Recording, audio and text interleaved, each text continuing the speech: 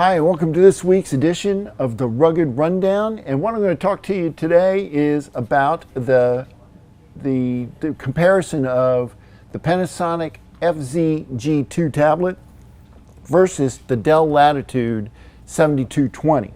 Now, both of them can come with an optional snap-on keyboard, and I happen to have the Dell one right here where it can snap right in and you have a working laptop. Believe it or not, the Panasonic G2 comes with one. I just don't have one here to demo it, but it's the same basic idea. The other comparison that you should take a look at is size. The G2 is slightly smaller, so it has a smaller screen, whereas the Dell has the larger screen.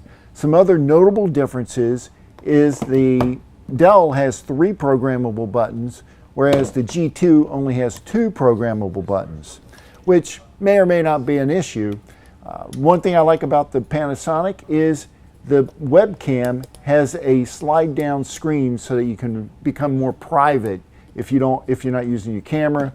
The Dell does not include that option. Oh, I take that back. It does include the option. Yes, it does. It has the sliding right there. They tricked me. Sorry about that, guys. The other thing I like about the Panasonic is the X-Pack upgradability. So you could remove these 4 screws right here, pull this cover off, and pop in and upgrade, and then just put the screws back. So it's user upgradable. So if I wanted to add a USB port, or maybe a NIC port, or some other port that we need, you would buy the X-Pack, pop it in there, it plugs in is all it does, and you would just screw it back in, and boom, you're upgraded. The other thing I like about this is the weight.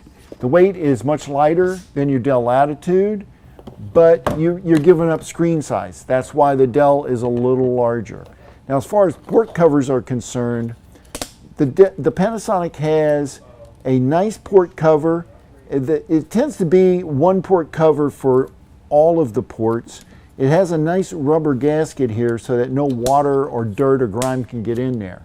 But the port-wise, this unit only has a USB-C, a USB-A, and a NIC port, whereas the Dell includes a USB-C, USB, headphone jack, and each one of them is covered by a separate port cover.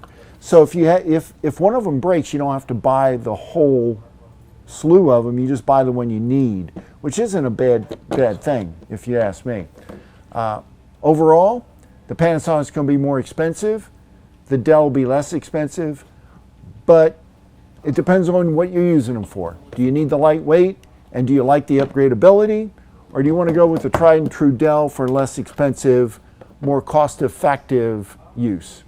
It's really kind of user dependent. Well, let me know what you think in the comments. Don't forget to like this video and subscribe to the channel, and I'll see you guys next week.